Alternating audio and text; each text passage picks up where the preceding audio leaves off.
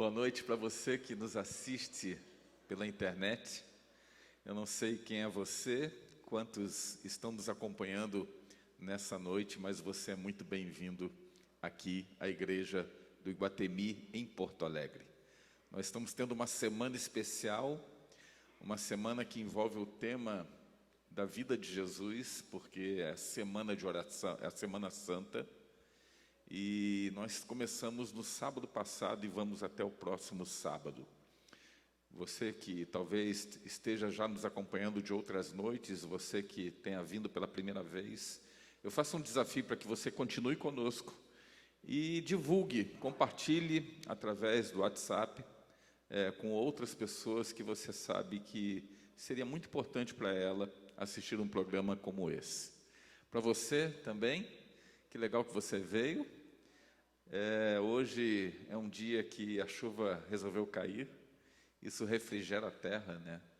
E a gente tem que agradecer a Deus sobre todas as coisas. A gente está vivendo agora a transição das estações. Tivemos o verão e aqui eu sei, Porto Alegre faz muito calor. E quando vem agora esse tempinho mais ameno do outono, e aí quando chega o frio, aí é frio para valer, né? Porto Alegre tem isso. Ou é calor para valer, ou é frio para valer. Mas tudo bem. A gente agradece a Deus por todas as coisas. E Deus seja louvado porque você está aqui. Só aproveitando esse minutinho ainda, para avisar o que vai acontecer amanhã, né? Amanhã nós teremos a presença ilustre do quarteto Arautos do Rei. Tá bom? Você está sabendo? Todo mundo sabendo aí? Então, amanhã eles estarão aqui na Igreja do Iguatemi e também teremos a presença também do orador da Voz da Profecia, Pastor Gilson Brito. Tá ok? Pastor Gilson Brito, para quem não sabe, é irmão do pastor Gilvan, né? Oi? Desculpa, é primo, perdão. Primo, muito obrigado pela correção aí. Mas primo é igual irmão, né? Pronto. Me ajuda aí. Então, o pastor Gilson estará conosco amanhã, tá bom? Então, amanhã é ele que prega e eu dou continuidade ao nosso tema na quinta-feira novamente, tá ok? Ontem nós falamos sobre sofrimento e eu falei que é uma continuidade. Hoje vamos encerrar o assunto, porque ontem eu não encerrei o assunto, eu deixei o assunto aberto, porque eu disse que há 3 razões por que sofremos. E ontem nós vimos 2 dessas razões. A primeira está no fato de que nós somos um somatório de escolhas que fazemos em nossa vida, ok? Existem consequências daquilo que a gente faz. E essa é uma das razões por que sofremos. A segunda razão é o fato de que, às vezes, Deus permite que certas coisas ocorram para o nosso próprio bem. E dentro desse aspecto de Deus permitir que algumas coisas aconteçam, boas ou ruins, Deus sempre olha pela nossa salvação. É ela que está em primeiro lugar. E nessa noite a gente vai ver a terceira razão. Portanto, eu convido você que nos assiste daí, a apertar os cintos agora, porque a gente vai fazer uma grande viagem na Bíblia. Eu vou convidar você a abrir a tua Bíblia em Apocalipse, capítulo 12. É um texto muito conhecido. Apocalipse, capítulo 12, a partir do verso 7. Este é um episódio que aconteceu há muito tempo atrás. Muito antes até desse próprio mundo ter sido criado. E diz assim o texto: houve peleja no céu. Miguel e os seus anjos pelejaram contra o dragão. Também pelejaram o dragão e os seus anjos. Todavia não prevaleceram, nem mais se achou no céu o lugar deles. E foi expulso o grande dragão, a antiga serpente, que se chama Diabo e Satanás, o sedutor de todo o mundo. Sim, foi atirado para a terra, e com ele os seus anjos. Então ouvi grande voz do céu proclamando: agora veio a salvação, o poder, o reino do nosso Deus e a autoridade do seu Cristo, pois foi expulso o acusador de nossos irmãos, o mesmo que os acusa de dia e de noite diante do nosso Deus. Até aqui, olha para mim. Este é um texto muito significativo. E talvez seja ainda muito mais significativo para o gaúcho, porque o texto começa falando sobre uma palavra que o gaúcho conhece muito bem, e tem até um ditado gauchesco com essa palavra, né? Que é a palavra peleja. Peleja, gaúcho entende. Peleja, gaúcho conhece. Agora, o que me chama a atenção é o fato de que a Bíblia narra que um dia ocorreu uma peleja, que significa uma briga, uma guerra, uma batalha. E isto aconteceu num lugar que a gente nunca viria a imaginar que houvesse algo parecido com isso. A gente está falando do céu. A Bíblia diz aqui que um dia aconteceu uma guerra, uma peleja no céu. Quando eu li esse texto a primeira vez, eu não entendi. Quando eu li esse texto a primeira vez, eu fiquei pensando, mas como aconteceu uma guerra no céu? Porque quando a gente pensa no céu, a gente pensa em paz. Quando a gente pensa no céu, a gente pensa no lugar de tranquilidade. Mas a Bíblia diz que aconteceu uma guerra lá. E como foi isso, pastor? Bem, para que você entenda como aconteceu, há necessidade de, nessa noite, você entender comigo uma outra coisa. Você precisa entender quem é Deus. Quem é o seu Deus? Sabe que não é fácil, como nós, criaturas, diante da nossa mente finita, tentarmos entender Deus. Aliás, existem pessoas que tentam colocar Deus numa proveta, na lente de um microscópio, tentando encontrar Deus na ciência, na razão, e você nunca vai conseguir fazer isso. Deus é um Deus infinito e não é fácil para nós, e com certeza impossível para nós, como criaturas, entendermos completamente quem é Deus. Mas Deus se revela, Deus se faz revelar. E Ele se revela de várias maneiras. Ele se revela por sua palavra, Ele se revela em meio à natureza, Ele se revela de várias formas. E há um texto na Bíblia, muito curto, mas muito significativo, que diz quem é Deus. E é um texto muito conhecido. Primeira Epístola de João, capítulo 4, verso 8. E lá diz que Deus é amor. Aquele que não ama, não conhece a Deus. E a frase é completa dizendo, Deus é amor. A Bíblia diz que Deus é amor. E sabe que essa palavra amor, que resume na essência o nosso Deus, não é com certeza o amor que nós, como seres humanos, conhecemos e vivemos e praticamos. Como não, pastor? O amor daquilo que Deus é diferente do nosso amor como ser humano.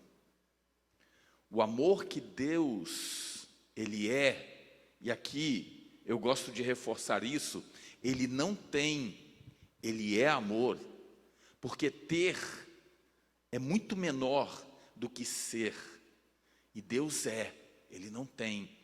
Esse amor aqui mencionado é um amor muito mais completo, muito mais perfeito do que qualquer outro amor que você possa imaginar ou ter vivido. E há uma razão muito clara: o nosso amor aquilo que a gente experimenta como amor, ou que a gente acha que é o amor, é um amor que normalmente você espera que haja algo em troca por esse amor que você dá.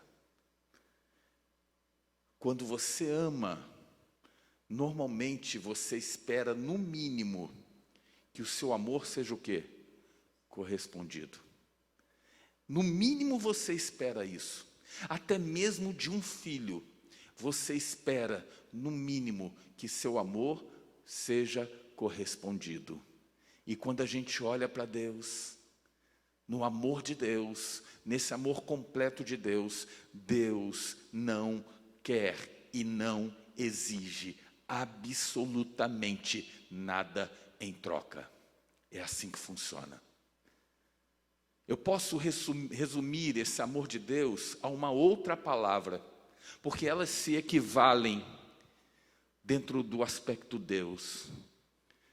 Quando eu falo do amor de Deus, eu posso entender que esse amor se equivale à palavra liberdade. O amor de Deus representa liberdade. Mas liberdade em que sentido, pastor? Entenda uma coisa, Deus, quando criou suas criaturas, Ele sendo Deus, Ele sendo todo-poderoso, o Deus onipotente, onisciente, onipresente, um Deus que pode todas as coisas. Esse Deus, Ele poderia obrigar qualquer de suas criaturas a fazer o que Ele bem entendesse como Deus. Mas Deus é amor. E Ele, como amor, Ele não faz isso. E Ele deu ao ser humano e a todas as criaturas, que expressando então esse amor, Ele deu o que nós conhecemos como liberdade de escolha, e que muitos dizem por aí que é o livre-arbítrio. O livre-arbítrio de Deus, expresso naquilo que Ele é, amor, começou lá no céu e gerou toda essa situação de um dia no céu ter surgido uma guerra. Por quê? Porque um dia se levantou um anjo por nome Lúcifer, e você pode ver muito bem essa história resumida em Ezequiel capítulo 28, a partir do verso 14, em Isaías capítulo 14, a partir do verso 12, onde havia um querubim, um anjo especial, escolhido, separado. E esse anjo agora intentou o que parece ser impossível, e é impossível a qualquer criatura, ou seja, ele intentou ser Deus.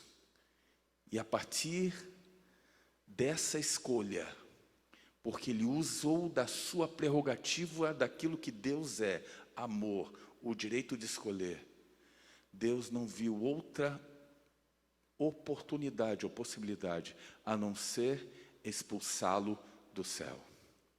É exatamente isso que retrata esse texto. E Lúcifer, então, agora chamado de diabo e Satanás, é lançado para fora do céu.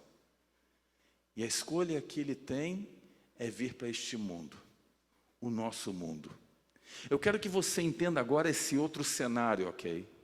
Porque entendendo esse outro cenário agora, você vai compreender claramente como isso afetou e continua afetando a nossa vida. Lúcifer veio para cá porque, no fundo, ele sabia que esse planeta era a coisa mais preciosa de Deus. E como ele não conseguia vencer Deus, ele sabia que afetando esse mundo, afetaria indiretamente ao Deus Todo-Poderoso. Esse mundo perfeito, sem pecado, sem dor, sem sofrimento, porque foi assim que Deus criou o nosso mundo, sem dor, sem sofrimento e com certeza, e principalmente sem morte. Lúcifer entendia que colocando a sua mão suja aqui, ele atingiria a Deus por tabela. Alguém vai me dizer assim: pastor, não vem com essa história da carochinha para mim, de Adão e Eva, que comeu o fruto. Para, pastor, que conversa mais fiada é essa? Como é que você pode, em pleno século 21, ainda acreditar numa coisa dessa, numa historinha dessa? Há um tempo atrás, eu fazia minha pós-graduação, e um dos meus orientadores era um doutor em filosofia e sociologia, havia passado por um seminário católico por 8 anos, e agora dizia na academia que não acreditava em Deus. Ele sabia que eu era pastor da igreja adventista, e ele me chamava só de pastor.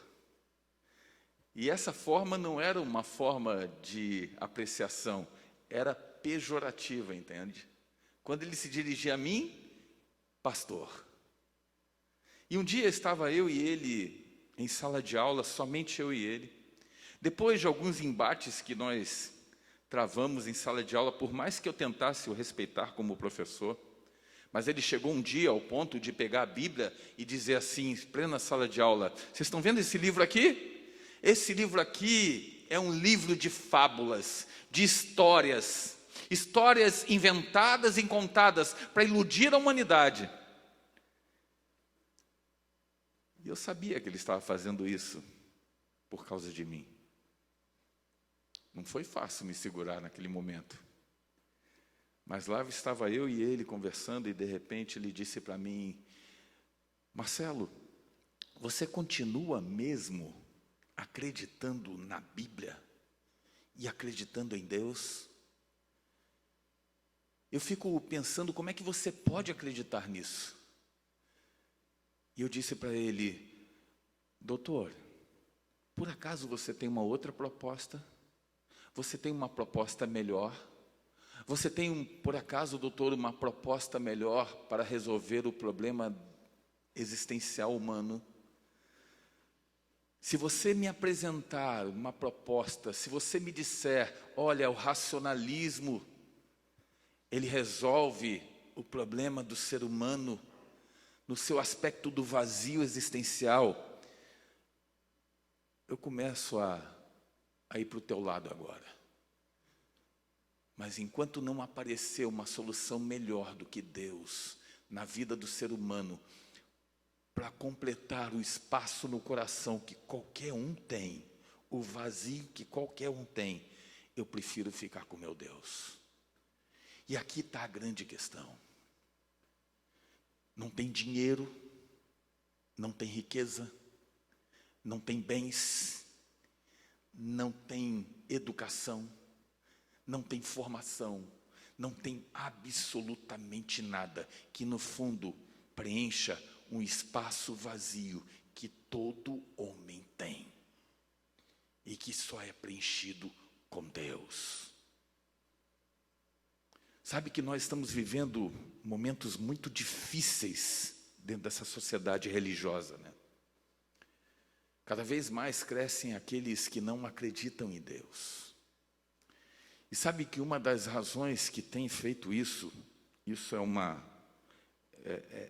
uma opinião minha própria, uma das razões que tem alimentado isso é exatamente a maneira como a grande maioria dos religiosos, e principalmente as igrejas evangélicas, têm levado a religião a um nível tal de comércio que tem desacreditado Deus na vida das pessoas. Está entendendo? Hoje, a religião evangélica, principalmente, tem levado a um nível extremo de comércio da religião, ao ponto de fazerem com que as pessoas se nojem da religião e de Deus. E no fundo, as duas andam juntas, o racionalismo e a teologia da prosperidade, porque no fundo a grande preocupação é esse mundo aqui e o que eu vou ter aqui, e não o que me espera no céu. Nenhum dos dois lados está se preocupando com o céu. Por isso eu digo que essa igreja é a igreja séria. E por isso eu sou pastor dela. E por isso, com certeza, o pastor Gilvan, pastor Denison, também é pastor dessa igreja. Porque a gente não está preocupado com teu dinheiro. Você que está me ouvindo aí. A gente não está preocupado com teu dinheiro. O que a gente quer é aquilo que Deus quer. Muito mais do que o teu dinheiro. Deus quer o teu coração. A grande questão é que o diabo se apresentou para Eva, lá no Éden, esse mundo perfeito. E ele se apresentou na forma de uma serpente, porque o diabo nunca se apresenta da maneira como ele é, e sim da maneira como mais nos atrai. Você conhece a história, eu não vou ficar aqui me atendo a essa história que você já conhece desde pequeno. A grande questão é que Eva pecou. E sabe o que Eva fez? Eva usou da prerrogativa daquilo que Deus é. Deus é o que mesmo? Amor. Deus havia dado liberdade a Adão e Eva. Quando Deus criou o homem e a mulher, Deus criou e os colocou num jardim. E no meio desse jardim havia uma árvore. Era a árvore do conhecimento do bem e do mal. E Deus disse assim, olha, do fruto de todas as árvores vocês podem comer, mas do fruto somente dessa árvore, somente dessa. Você tem milhares de árvores, mas eu estou falando de uma só. Somente do fruto dessa. Você não coma, Adão. Você não coma, Eva, porque no dia em que comeres, vocês vão experimentar o salário da desobediência, que é a morte. Deus havia colocado, personificado naquela árvore, aquilo que Deus é, amor, direito de escolher. Deus não criou você uma marionete. Eu gosto de motos, confessei esse pecado para o José essa semana. É o meu hobby. Tenho uma moto, gosto de andar de moto, apesar de contrariar a esposa. Ela não suporta, mas eu gosto. Gosto não somente da moto, mas de mexer, mecânica de moto. Gosto, é o meu hobby. Quero me desestressar. Domingo de manhã, você vai me ver na garagenzinha lá de casa, eu mexendo na minha moto. Eu fui fazer uma semana como essa aqui, em Manaus. E justamente naquela semana, lá em Manaus, eu estava fazendo aniversário. Eu não tinha falado para ninguém, mas esse negócio de Facebook, né? Todo mundo acaba descobrindo a intimidade. E descobriram a data do meu aniversário, e descobriram que eu fiz aniversário naquele domingo, primeiro domingo que eu estava lá. E quando eu cheguei na igreja, preguei, e depois fizeram uma grande festa para mim no final. E aí chegou um senhor, um distinto senhor, e disse assim, pastor, eu sou membro dessa igreja, eu sou fulano de tal, eu trabalho na Honda, aqui na Zona Franca de Manaus, e eu sou engenheiro da Honda, engenheiro de produção, e eu quero lhe dar um presente amanhã. Eu falei, uau, pensei comigo, como é que eu vou levar uma moto daqui para casa? A gente começa a pensar, né? A gente tem o direito de sonhar, né? Eu pensei, uau, como é que vai ser esse negócio, né? Aí chegou no dia seguinte, ele disse, olha, vou passar no hotel, tal horário, ele pega lá. Falei, tá bom. Aí tal horário ele marcou, eu desci, ele estava lá, entrei no carro, e no meio do caminho ele foi explicando então o presente. E aí eu vi que não era uma moto, era melhor do que uma moto. Ele disse, pastor, eu vi que o senhor gosta de moto, o senhor já disse, então hoje eu quero lhe levar na fábrica da Honda. E o senhor vai passar o dia inteiro na fábrica da Honda comigo. O senhor vai ver como é que começa uma moto a ser montada e como é que ela sai no final prontinha. E eu vou te mostrar lugares que ninguém que não trabalha na Honda até então entrou. Eu vou fazer isso. E foi maravilhoso. Conheci desde a entrada até o final do produto e conheci um museu que eles mantêm lá na Honda, um museu de todas as motos fabricadas por eles. Foi muito legal. Mas eu me lembro que esse senhor me levou num grande galpão, num prédio de 5 andares. E ele disse: pastor, antes de entrarmos aqui, eu quero que você entenda que não entra ninguém aqui. Aqui é um lugar quase que proibido de entrada. Pouquíssimos funcionários têm autorização, mas eu tenho autoridade aqui, eu vou colocar o senhor lá dentro e o senhor vai entender. Me levou para o terceiro andar.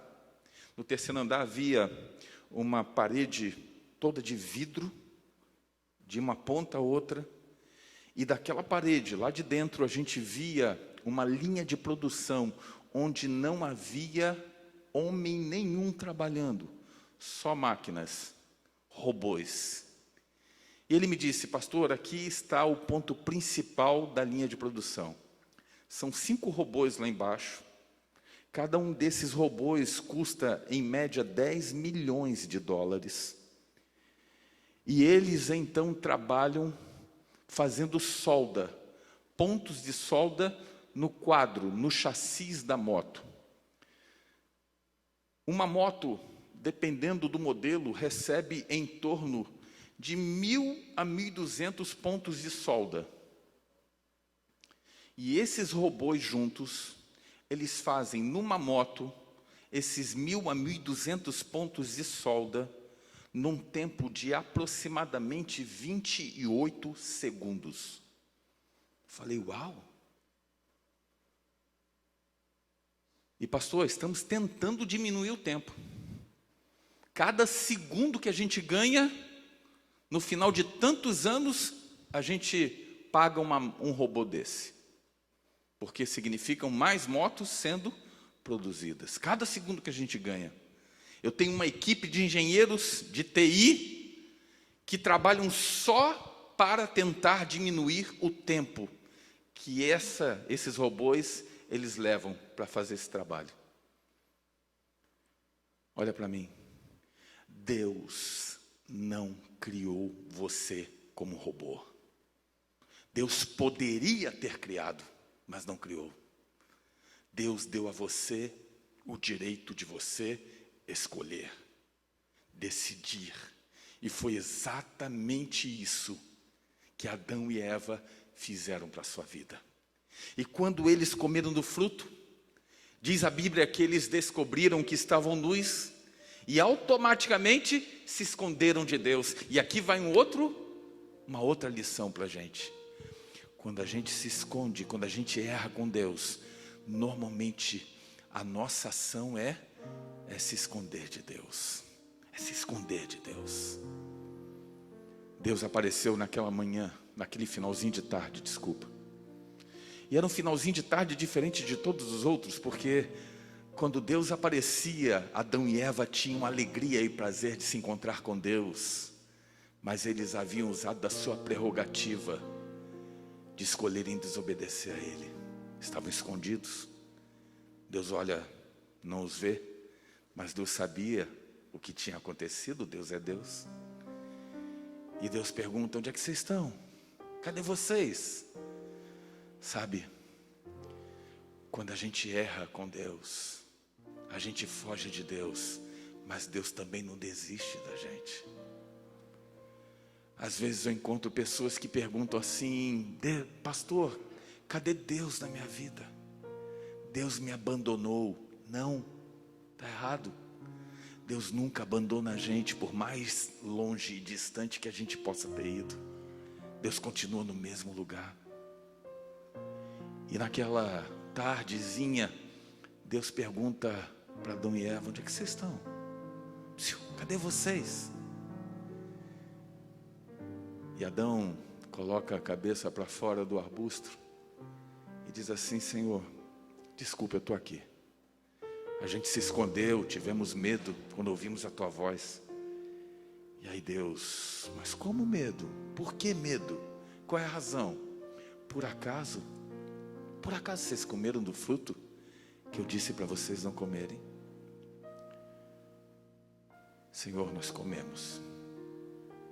Mas Senhor, olha, entenda, a culpa não foi minha, tá? A culpa foi dessa mulher. A mulher que o Senhor me deu como companheira, foi ela que me deu do fruto. É uma história engraçadinha, mas que representa aquilo que você e eu fazemos quando erramos. Normalmente, quando erramos, nós não assumimos o nosso erro. E a gente sempre coloca a culpa em alguma coisa ou em alguém, mas todas as vezes a gente transfere essa culpa para Deus. Será que nessa noite eu falo para alguém que há muito tempo briga com Deus?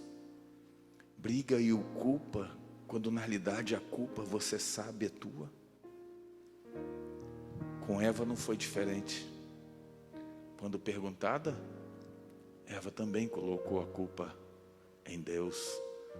Porque para o homem a culpa é da mulher. Mas quem havia criado a mulher? Para a mulher a culpa era da serpente. Mas quem havia criado a serpente? A transferência sempre é para Deus.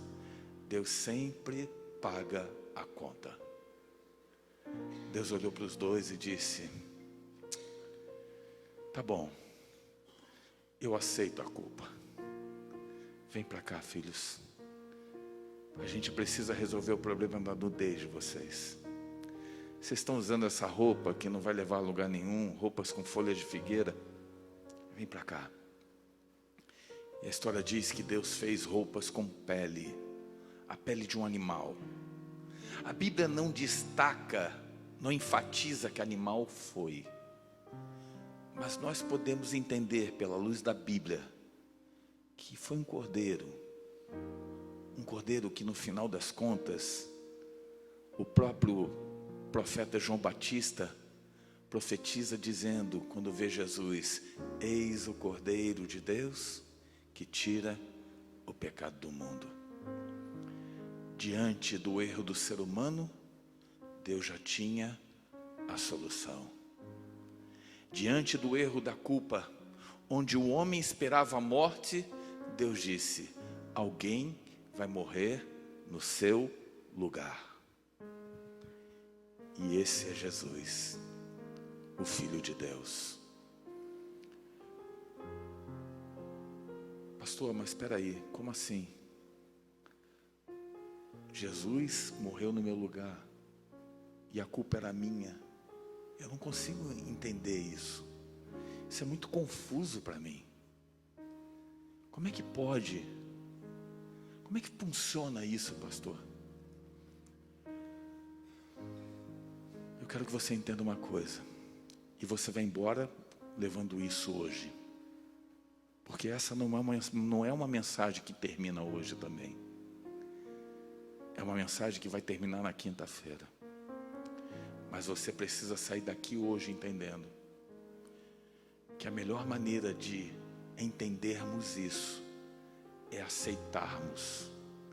Não isso que eu estou dizendo, mas aceitarmos o dono dessa história, ou doador da salvação para a tua vida, que é Jesus. A melhor coisa que fazemos na vida é aceitarmos a Jesus na nossa vida.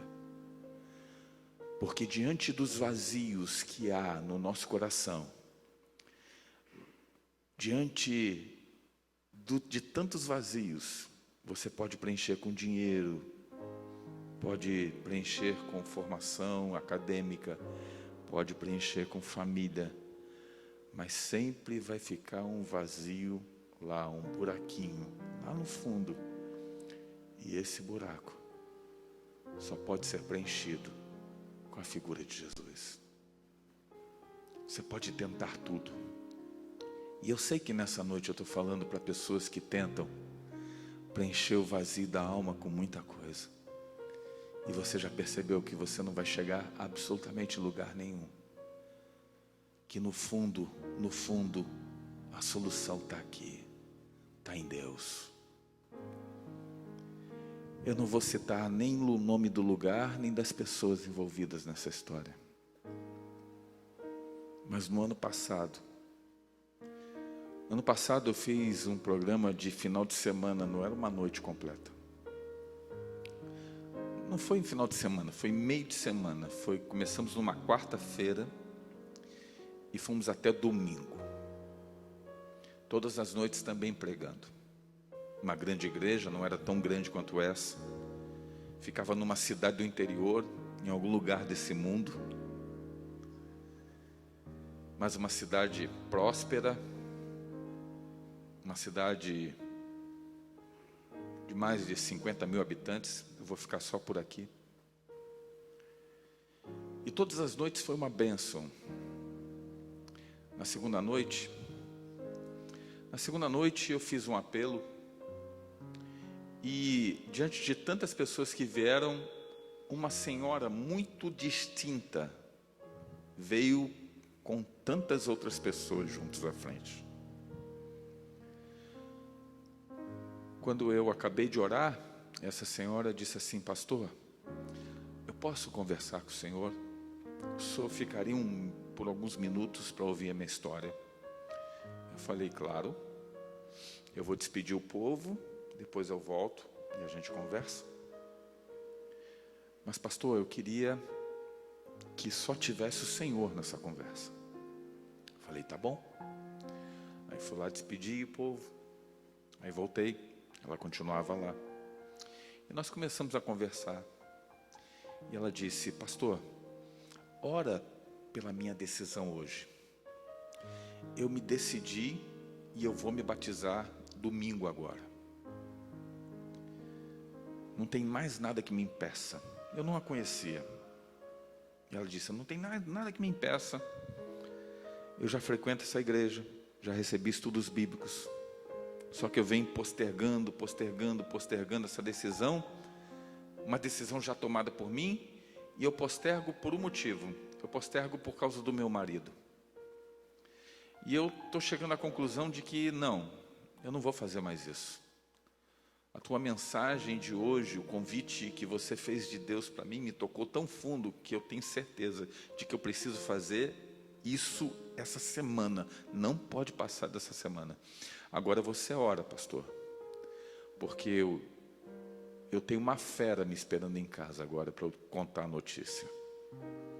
E eu não sei como é que meu marido vai receber isso. Ele é professor universitário da nossa universidade estadual aqui na cidade. E ele não acredita em Deus. E eu vou dizer para ele que eu vou me batizar. Ele já não estava nada feliz de eu estar aqui. Agora, quando eu falar que vou me batizar, o mundo vai desabar. Então você ora por mim, pastor. Orei com ela ali e disse: eu vou orar nessa madrugada por ti. E vou mantê-la em espírito de oração, vai dar tudo certo. Despedi essa senhora. Mas sabe quando você despede alguém com um coraçãozinho apertado assim, e fica pensando: mas o que vai acontecer disso aí? O que vai acontecer?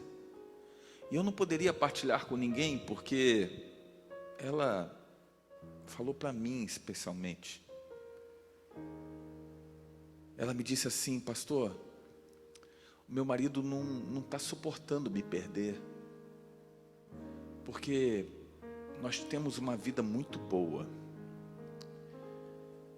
Eu tenho um grande negócio aqui na cidade, grande comércio, ganho muito dinheiro.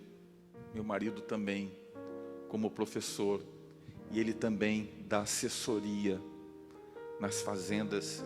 Ele é engenheiro agrônomo, dá assessoria nas fazendas. Nós temos uma vida muito boa.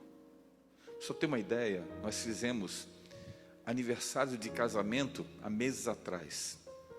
E nós fizemos aniversário de casamento e o aniversário caía no sábado. Aí ele disse assim para mim: amor, arruma as coisas. Era quinta-feira. Arruma as coisas. Nós vamos para Nova York no sábado. Nova York amanhã, comemorar o nosso casamento no sábado. Só para vocês verem o nível do negócio. Entendeu? Ele chega para ela na quinta, diz assim: nós vamos amanhã viajar para Nova York. E aí no sábado a gente passa lá em Nova York para comemorar o nosso aniversário. Era desse jeito. E ela disse assim: pastor, eu vivi uma vida assim, mas também uma vida completamente desregrada. Ele não acredita em Deus, eu também não acreditava. E ela me partilhou uma coisa terrível. Ela disse: pastor, nós tínhamos desejos sexuais um tanto quanto complicados. Nós frequentávamos clubes e casas de swing para troca de casais. Para mim isso era normal, para ele sempre foi. Mas quando eu comecei a ter contato com a igreja, eu comecei a entender que não era esse mundo. O Espírito Santo começou a me tocar. Eu comecei a dizer que eu não queria mais aquilo na minha vida. E isso, meu marido não aceita até hoje. E talvez esse seja o principal motivo porque ele não me quer na igreja. Mas eu vou lá em nome de Jesus. Ela fui pro hotel, fiquei com aquele negócio na cabeça o dia inteiro. De manhã eu acordei, orei por ela também. Aí eu fui para uma reunião com os pastores. Quando deu a hora do almoço, nós íamos almoçar juntos. Eu falei: gente, eu não vou almoçar com vocês, eu vou fazer uma visita agora. E aí saí dali, eu fui andando, estávamos no centro daquela cidade, e o comércio muito grande, uma loja de agropecuária muito grande da cidade, onde essa mulher era dona, ficava bem no centro também, e eu fui andando até lá. Quando eu cheguei, ela não estava, quem me atendeu foi um empregado. Ele disse que ela havia saído para o almoço, mas que se eu quisesse, poderia esperá-la ali. Fiquei aguardando alguns minutos, ela chegou. E ela disse: pastor, o que você está fazendo aqui? Eu falei: filha, eu estou aqui por uma razão. Eu estou preocupado desde ontem contigo. Eu fiquei feliz com a tua decisão, mas preocupado porque eu não sei qual foi a reação do teu esposo. Já estou mais tranquilo porque eu estou vendo você inteira e viva. Mas eu estou curioso para saber como é que foi o resultado da conversa. E ela disse: pastor, vem para cá que eu vou te contar. Sentei no escritório. E ela disse: pastor, eu cheguei em casa. Meu marido estava na sala, mexendo no computador. E eu disse para ele: amor, senta aqui no sofá, vamos conversar. E ele disse assim: tá bom, eu vou sentar, mas eu já sei que você quer conversar. Não, amor, você não sabe o que eu tenho para te dizer. Eu vou te falar, senta aí. Tudo bem, mas eu já sei o que você vai me dizer. Você não sabe porque eu não te falei ainda. O que eu vou te falar? Ele olhou para mim e disse: você vai falar para mim que vai se batizar.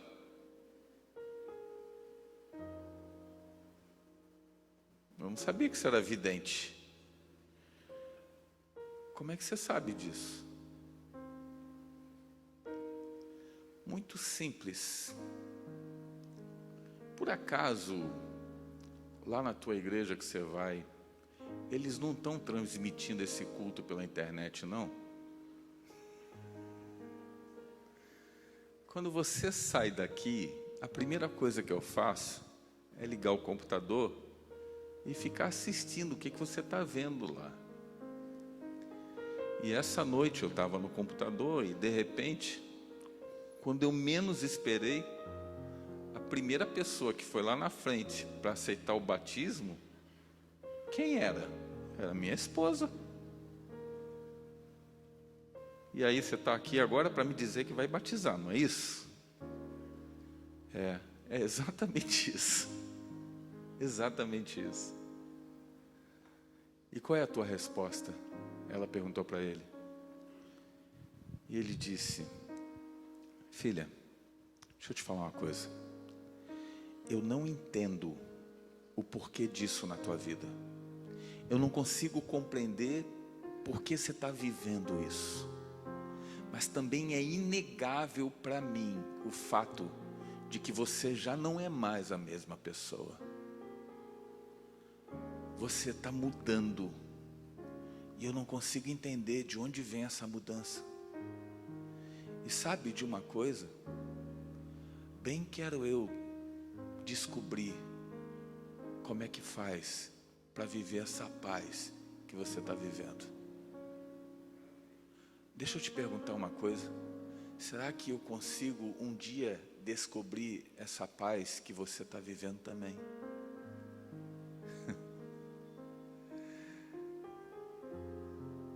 Vou resumir a história. No domingo, quando batizamos essa senhora, o marido dela estava lá. E eu chamei à frente. Ele presenciou o batismo. Naquela noite eu botei o microfone para aquela mulher fazer um apelo para ele. E olha, eu vou te dizer uma coisa. Aquela mulher já nasceu evangelista já.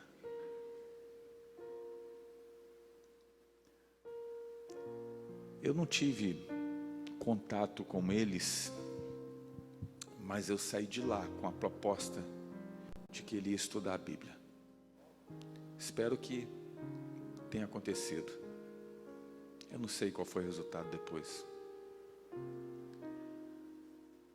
Mas eu quero te dizer nessa noite que Deus estabelece um convite.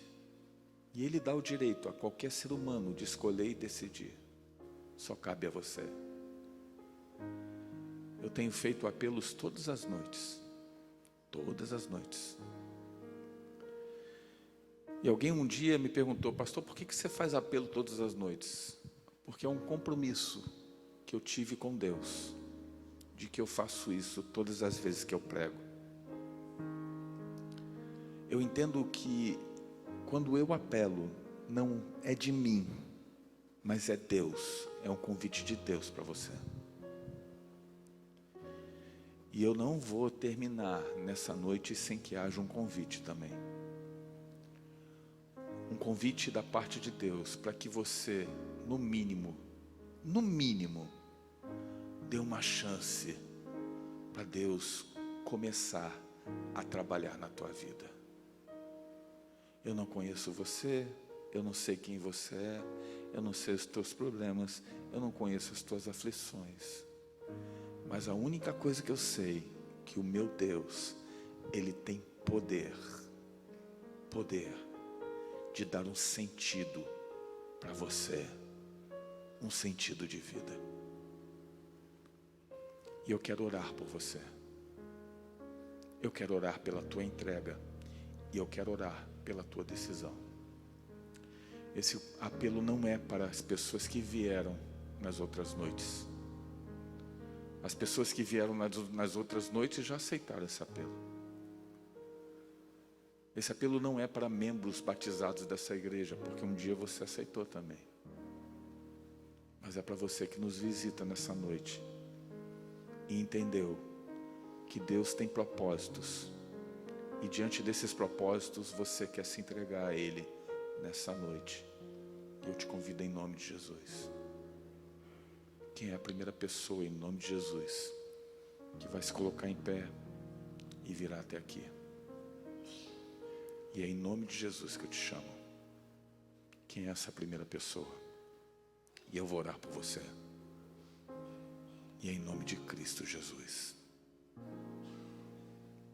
Quem é a primeira pessoa que nessa noite se coloca de pé e vem até aqui dizer: eu entendo que Jesus precisa ser a pessoa mais importante da minha vida. Pastor, a minha vida não tem sentido e eu busco sentido e eu quero me entregar. Amém. Vem para cá. Deus seja louvado. Vem para cá. É em nome de Jesus que eu te chamo. E nessa noite, Deus quer firmar um compromisso com você. É um compromisso de vida. É um compromisso de mudança. É um comprometimento com Deus. Deus precisa ser Deus. E eu faço novamente essa pergunta: quem é a próxima pessoa em nome de Jesus? Vem para cá. Deus tem feito milagres todas as noites aqui. E o convite de Deus, Ele vai. E Ele nunca volta vazio. Amém. Deus seja louvado. Quem é a próxima pessoa em nome de Jesus? Essa é uma semana de decisões, uma semana de entrega. E Deus tem feito muitos milagres todas as noites. Nessa noite talvez eu fale para você da internet. Você que nos assiste, você que está aí na frente da telinha, você também precisa tomar uma decisão diante de Deus. Eu sei que nesse momento o Espírito Santo do Senhor, Ele tem atingido e tocado o teu coração. A tua vida nunca mais vai ser a mesma. Aliás, faz uma coisa. Marca esse teu compromisso e essa tua entrega nos comentários. Coloca assim, ó: eu me entreguei. Somente isso. Eu me entreguei. E procura uma igreja. Procura a igreja adventista mais próxima da tua casa. Diz que você tomou essa decisão em nome de Jesus. Quem é a próxima pessoa? Há mais alguém nessa noite que não vai sair daqui sem tomar essa decisão? Fiquemos em pé, igreja. Amém. Amém. Amém. Deus seja louvado. Amém. Tudo bem contigo? Prazer. Primeira vez que você vem aqui? Não? Mas é a primeira vez essa semana, é? Eu tenho uma memória. Tudo bem com a senhora também? Que bom tê-las aqui. Graças a Deus, porque vocês vieram, ouviram a voz de Deus e aceitaram esse convite de Deus. Deus seja louvado. Deus tem feito e continua fazendo obras. E Ele quer fazer essas obras também na vida de vocês. Mas Deus só age quando a gente quer. Essa é a maior maravilha daquilo que Deus é, amor. Deus respeita a gente. Deus não pega a gente e diz assim: você vem mesmo que você não queira. Ele não faz assim. Deus só age, Ele só dá o passo se a gente permite. Tem um texto na Bíblia que diz que Deus está batendo na porta lá do nosso coração. E Ele bate porque quem vai abrir é a gente. Ele podia abrir, Ele tem poder para isso, mas Ele não faz. Ele não faz porque Ele te ama. Ele não faz porque Ele te respeita. Ele não faz porque Ele espera a tua ação para isso. Ele não faz porque Ele sabe que no fundo é você que tem que aceitar o chamado dEle. É você que tem que fazer isso. Algumas mágoas na vida da gente, presta atenção, hein? Elas só vão ser eliminadas completamente no dia que a gente se entregar por inteiro para Ele. E eu quero te dizer uma coisa: Ele vai limpar todo esse rancor da tua vida. Esse rancor que está te matando, Ele vai limpar. Aliás, Ele já está limpando. Porque você não merece sofrer, sabia? Não merece. Deus não criou você para você sofrer.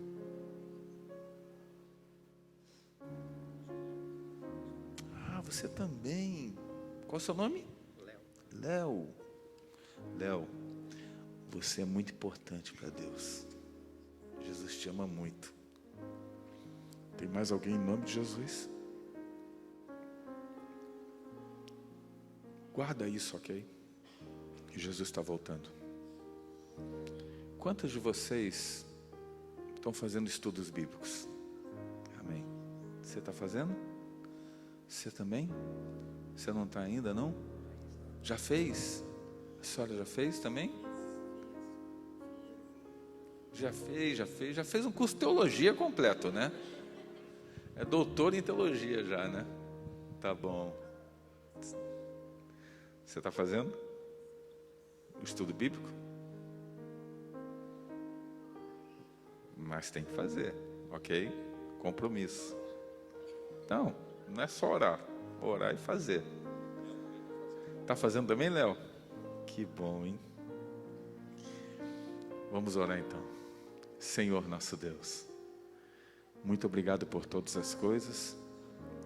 Obrigado, Senhor, porque nessa noite nós compreendemos claramente de que enquanto vivermos nesse mundo, o Senhor continua no controle da nossa vida. E o Senhor nos dá chances e oportunidades. E Pai, o Senhor não nos obriga a aceitá-lo, mas o Senhor trabalha pela nossa salvação, para que nós, Senhor, possamos entender de que o mais importante é estar contigo. Muito obrigado, Senhor, pela decisão de todas essas pessoas nessa noite. Todas as noites, Senhor, o teu convite será transmitido aqui, Senhor. Esse é o meu compromisso como mensageiro, tu sabes. Eu simplesmente sou um instrumento teu. Senhor, faz um milagre na vida delas. Eu não sei do que elas precisam, mas tu conheces e sabes, Senhor, do que elas necessitam para a salvação, Senhor. Faz um milagre em nome de Jesus. Seja também com as pessoas que estão na internet, com as decisões tomadas. Visita cada uma dessas pessoas nos lares, onde quer que estejam. Pai eterno, seja com aqueles que não vieram à frente também. Tu sabes os motivos. Eu entrego a vida deles a Ti, Pai. Perdoa os nossos pecados, dirija a nossa vida. Nos leve em paz, nos traga amanhã para mais uma noite. É o que eu te peço por Jesus. Amém, Senhor. Amém. Deus abençoe a todos vocês. Isso, dá um abraço nessa pessoa, por favor. Muito obrigado por você estar aqui. Eu vou estar lá na porta cumprimentando você.